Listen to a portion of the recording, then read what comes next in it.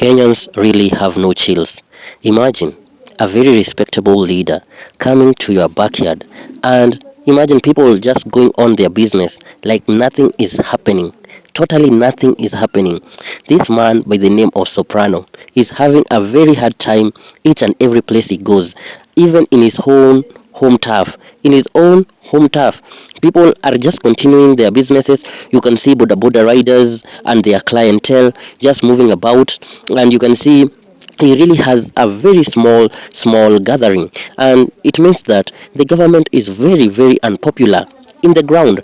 Kwa ground mambo ni tofauti, unlike what they say, and people have started noticing how they move, how they conduct their business, and the few people that come to those rallies, they come because of the small token they will be handed at the end of the day. So Mr. Soprano is really having a hard time, and I can tell you that by the pictures that you can see that wherever he goes, the people who are there are definitely people who are hired, people who came for something in return. Because as Kenyans, it is good to say the truth. Some people don't have money, some people are in poverty, and so when you hear that Mheshimiwa is around and he can dish you maybe 200, maybe 3 or 5, maybe 1,000 shillings, 2,000, so it doesn't give a person any choice than to go there and pick up the money.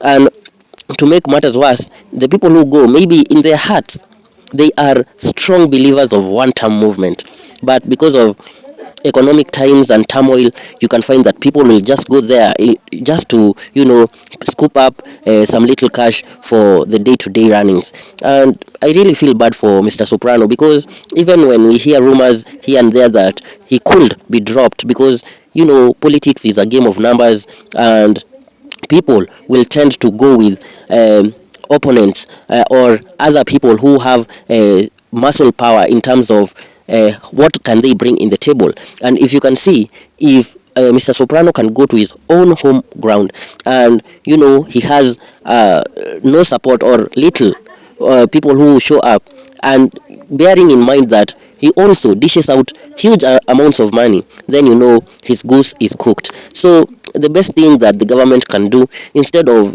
dishing out money aimlessly, the government should focus more on development of infrastructure, development of schools, development of these hospitals, and making sure the systems work. Because even when we talk, we have had some serious cases where SHA is failing terribly, and they brought up this new mechanism of biometrics where you check in and they tend to take your fingerprints so that to know that if you are the real person, and to develop so much things, because we need so much in this country in terms of water supply. Have you seen currently in Nairobi, or maybe most parts, the water is coming milky as if it is coming from a dairy farm, and this is because of too much chlorine or maybe what they put in our waters. They should also focus on some things. Instead of going and dishing out money, they should do more on developing projects like dams and other things that we will not mention,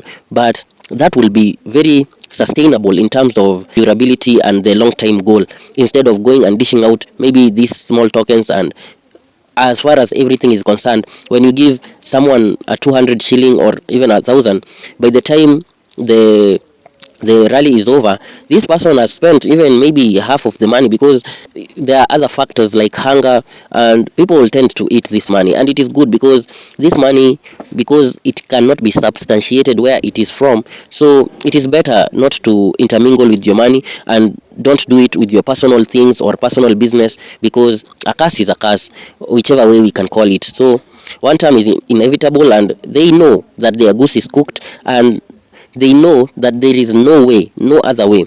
And let me tell you, if you see politicians making promises of when they are in government, and they say that they will do things and elongate the duration until the next election, just know these people are there for business. And it is no wonder why Kenyans are really fooled each and every election cycle, because you see these people in the first years, they tend to steal your money, siphon your money, and when the good time comes, when the good time arrives, they start doing some 1 2 3 things to show that on the ground things are running.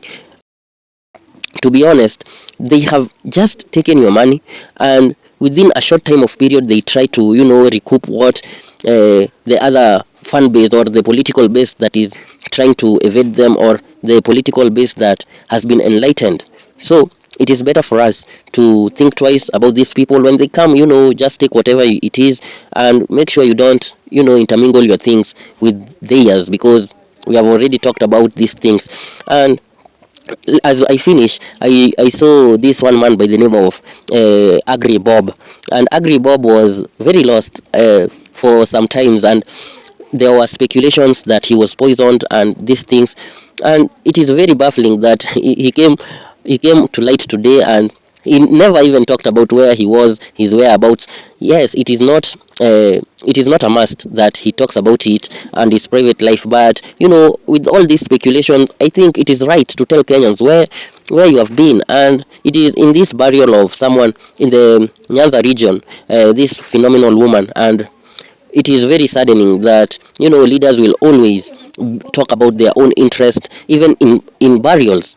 Like a burial has become a political function or platform where agendas and propagandas can be given to the masses, and it is very sad to see leaders coming to an event and making it a political rally. And it has been an habit of Kenyan politicians. Wherever they get a chance, they take it to further their agenda or to boost their ratings amongst people. But me, what I can say is, you should respect even the dead. You should respect other people's functions. You should respect each and every event that you go. Because if you wanted a political rally, why shouldn't you make your own rally? Use your finances, use your mobilization, find people who will listen to you, and make it a political rally. Instead of going to a burial, then you start talking about, I don't know, 10-point agenda, I don't know, broad-based government, which of course Kenyans call it the bread-based or the blood-based government, because of all the atrocities they have done to us. So it is the high time as Kenyans we learn about this politics. We learn politics is life. It is life because they affect us in one way or another. If someone says that politics doesn't affect him or her, then they should know they are very wrong, because in one way or the other, even if it doesn't affect you directly, I'm sure it will affect you indirectly, because if there is poor government delivery in terms of infrastructure, then that affects each and every person. Because if you think that you are very well off, you have money, that it will not hurt you, in one way or the other, it will come back to haunt you. So it has been Anonymous Whistleblower. Kindly subscribe if you are new, like and share. Till the next one, cheers.